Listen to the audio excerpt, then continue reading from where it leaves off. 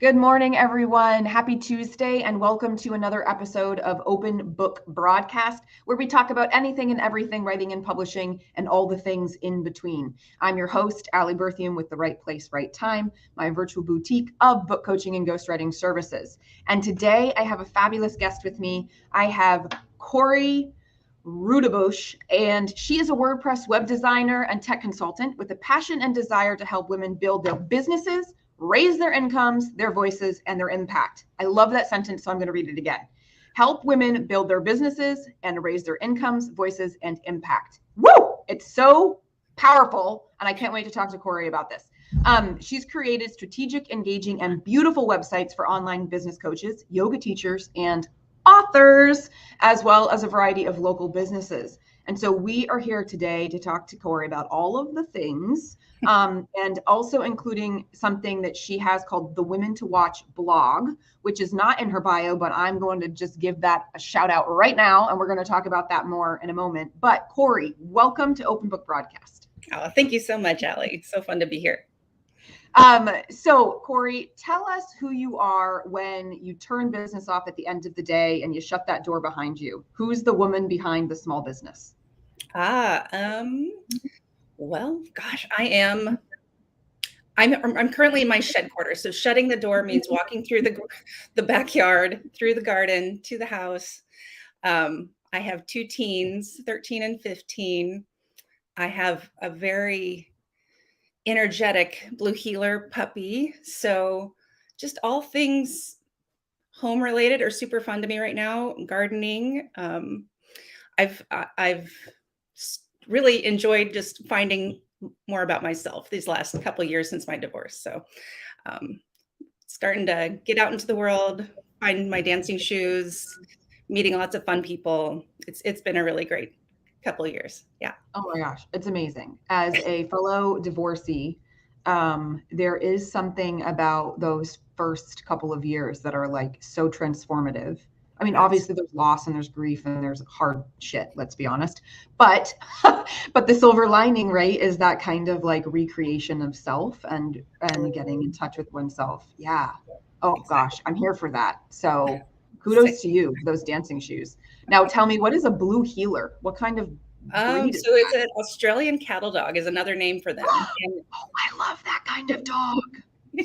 she's amazing, but she's just an energizer bunny. She just never stops. So Yeah. Now, does she have the is it like a black gray?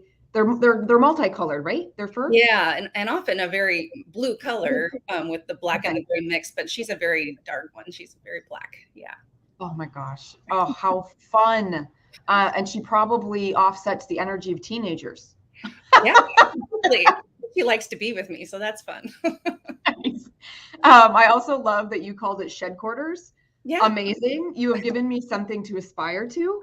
That's what I want. I want a shed quarters. I don't want to rent an office. I want to just walk across the backyard barefoot and like go into my like safe haven. I love it. Amazing. Yes. Awesome. Okay. Well, now we've talked about all the things personal. Let's talk business. So, Meadowlark, that's the name of your business, correct? Mhm. Yep. And what's the origin story here? How did you get into doing WordPress web design and tech consulting? Yeah. So I was a stay-at-home mom for 13 years while my kids were little. And um, I was always, I had my hands in a lot of different nonprofits locally, our neighborhood association, our preschool, our PTA.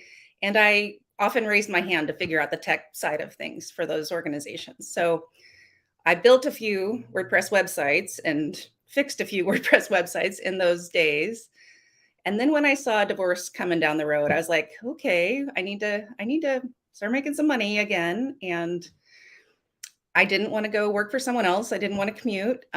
This was, in the pandemic, and I was kind of like, what if I just built something of my own? And what am I good at? And I just kind of went down all the things that had some talent and skills in, and like, okay, how about web design? I think I'm decent at that. I could learn more. And I put all my eggs in that basket, and it's been such a fun journey. So what is the thing about web design that lights you up the most? Is it the clients? Is it the actual like tech part itself? Is it a combination? absolutely a combination. I really love finding those perfect clients for me. Just the really driven, collaborative, communicative, amazing, impact-driven women usually who are just so excited about what they're doing, and they have a passion about their gifts, and they are ready to share that with the world and really boost their business. But also just in terms of technical stuff, I love the beauty and the creativity and the design of the front end of the website, what you see, and then I love all the logic and the tech and the making things work together in the back end. So it's a good combination for my brain. Yeah. So tell me a little bit about the front end. So front end is like it's both visual and aesthetic and content. So Right. do you blend both? Like you're designing the front plus you're working on the copy, or are you working with people who provide you with what they want and you're kind of putting it in place? No, I'm very strategic about the copy and the messaging and the layout of the website. So it really not only talks to your ideal client, but it also, you know, does those call to action in this strategic place and captures those email addresses and if there's scheduling links, just making it very easy to follow for the user, um, and just connecting in all those right places for sure. It's really interesting because I feel like a lot of people are either creative or they're technical. There are very few people who blend all of it. And it sounds like you blend all of it, which is like your superpower. I mean, like it's a hard lift to be like thinking about design, functionality, content, and strategy, and to blend all four of those things together to make a website really like actually do what it's supposed to. Yeah, that's exactly it. And I think that kind of sets me apart is that I do all those things under one roof. And a lot of people are like, okay, go get your copy from the copywriter, go get your design from the graphic designer, and and then come back to me. But and I can do it that way, but I prefer to have it all under one roof just to make it a really seamless, easy process, that's super collaborative the whole way through. Yeah, I love that. Oh my gosh. So everybody like this is a really amazing person that we're talking to here who's blending all of these things together for a one-stop shop in terms of getting a nice looking, informative, valuable website that functions for your ideal audience as well as functions for you. So I put the link to Meadowlark in the comments. So please go check out the website and learn more. Now, who's your ideal client? Like, who do you want to work with predominantly? Usually it's a woman business owner, a solopreneur, or maybe 5 or fewer employees right now. Kind of thinking that could change in the future, but right now that's my sweet spot. I just really like working with one person closely. And like I said earlier, I really like people who are driven and excited about their work. They're excited to make an impact, but they're also ready to grow their business. They're ready to, incorporate some more pieces to their puzzle and just kind of stop bootstrapping and DIYing. They're ready to move on and just start investing in themselves and their business. And yeah, collaboration, communication, those are really high on my list. So when those pieces aren't there, those are flags for me. I'm like, well, how much do you really want to get this done in those 2 months that we're going to be working together? Let's get this done and let's stay on track. And so it's a lot of accountability for both of us to get things moving. Yeah, yeah. Now, in your bio, you mentioned that you work with online business coaches, yoga teachers, and authors. And obviously, we're on Open Book Broadcast, so I want to spend just a moment really talking about author websites. Mhm. What would be your recommendations for an aspiring author to have at minimum on their webpage or website? Um, well, it depends on the author and what they're doing and how they're doing it. But I'd love to have a big, beautiful photo of the person right above the fold with an amazing headline and call to action. Right after that, we want to capture email addresses if you do have a newsletter or blog that you publish weekly, monthly, whatever you do. Um, those are my biggest tips. If you're a writer, showcase that writing. Blogs or links out to your books and things like that. Yeah. And what about for the author whose book's already available for purchase? Can you set up their website so that it's, this is not the right word, shoppable? E-commerce, I guess, is what I'm going with. Like, can you help them make sure that somebody can purchase their book through their website and kind of get those integrations between like a PayPal or a Stripe or whatever set up so that they could direct sell their book? Yeah, I haven't done that yet. Usually things have been linked out to Amazon and other bookstores, but e-commerce is not a hard thing. But so we could definitely set that up if the right circumstances present, and also merchandise or things like that. If you have things that you're selling, yeah, it's not my favorite thing to do e-commerce, honestly, but absolutely, it's totally doable. All right. So, folks, you need an author website. Let me just put a plug in here. If you are going to have a book at any point in time, it's never too early to start a web page now. You don't need something super fancy. You don't need something multiple pages long, but you need to get some place that's like an area to traffic people over, to learn about you as an author, to learn about the book that's coming out, to capture the email list for sure, to build the audience so that when the book is actually available in the world, you have a group of people that you can sell it to, because the book is not going to sell itself. So it's your responsibility. Just as a business owner needs a website, an author needs a website. So listen to this conversation, pick up what Cory's putting down in terms of those bare minimum things that you need, and how many beautiful things that she blends together to help you do that, and reach out if you're in need of getting that web page started. Okay, so blogs, let's just talk about that. So Cory, you just mentioned like authors should really be showcasing their work. I couldn't agree more. A blog is a really great way of doing that. Now you've got a very wonderful blog that's attached to your business called Women to Watch. And I would love to know, what inspired you to start Women to Watch blog? How do people get featured? What kind of women do you want to feature on here? I look at this as like a beautiful way to spotlight and showcase and celebrate women on the entrepreneurial path, and to promote those stories, because lots of women business owners need to know other women business owners, right? That's my take, but you tell me all the things. Exactly. Absolutely, Allie. When I first started my business, I was like, okay, I should probably have a blog, but writing about web design, like, didn't spark me. It was like, okay, I know how to do that, but I don't want to write about that. And who cares? I mean, you can find that information out there. I get that. But what was really inspiring to me becoming an entrepreneur in midlife was like everybody else's stories and how they started their business. What were some of the obstacles? What were some of the things they overcame, and what makes their audience special? What is their magic that they're bringing? And I just love hearing those stories. And the other second part of my favorite part of my business is just meeting people. I met you networking, like, and yeah. So all these amazing women are just building these amazing businesses, making so much out of just what's in between their ears, just all this creation and magic that's being put out into the world, just from your brain. It's just so cool to me.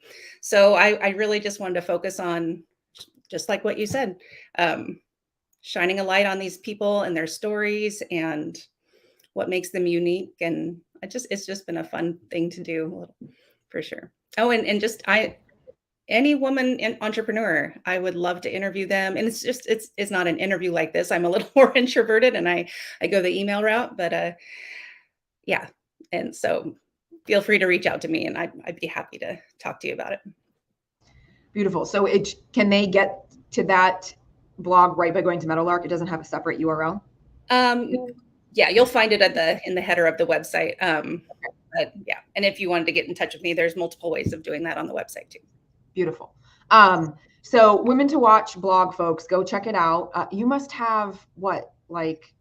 There's about 100 women on there now. Yeah. I'm gonna say, like, you've got to have like a lot of freaking women on there. So I loved being featured on Women to Watch blog. It was such an honor. It was so fun. And it was so easy, folks. So easy. Like, Cory has made this dirt simple to go and be featured. And it's a really wonderful tribute to your journey. And just to get to be like up there featured among all these other really fabulous women it's just so freaking cool. So please, please, please go do that. And I'm going to say it now. I'm not going to go into it, but Cory, there's somebody that I want to introduce you to, and I'll tell you about that when we're back in the studio after this conversation. Okay. So what are you being called into next? You know, right before we came live, we were talking about like how business evolves and like changing things on our website. So is there like a pivot on your horizon? You know, are you feeling pulled in one direction or another? You know, if you had asked me that 6 months ago, I would have answered differently from now. About 6 months ago, I was thinking I was going to start bringing a travel aspect into my business and somehow incorporating web design and travel. You know, people who love to travel. I've kind of put that on the back burner for right now, and just letting my business keep growing and evolving as it is now. Yeah, so it's hard to say what's in the forecast, but good things. I'm super excited. Yeah. Yeah. I love it because you're like the fifth person that I've had a conversation with in the last few weeks that's in this weird interim state where it's like they're standing on one platform. They know that there's a train to catch. They've got a final destination over here, but they're not sure exactly what it looks like. So they're just like hanging out, ready to go, but like letting it marinate. Like we're all letting it marinate. We see something else up ahead, but we're not sure yet exactly what that looks like. The picture is fuzzy. So we're going to wait till that crystallizes before we actually get on and go. So it'll be exciting to see where you end up with this kind of next iteration and evolution of Meadowlark Consulting. All right. So what about, let's just talk briefly for a moment on WordPress. So WordPress is like still the place to be building your website. Yes? I think for most websites that are, yes, I that's my platform of choice. It's flexible. You can keep adding pieces and parts as you go and grow. You know, some of the other platforms have their place in space and people are experts in them. That's just not where I choose to spend my energy and time learning different platforms. But so I love WordPress. Yeah. Yeah. And what about in terms of like when a client has got the website from you, you know, it's all said and done. Do you provide additional support and maintenance on that website once the thing is built? Yeah, I absolutely can.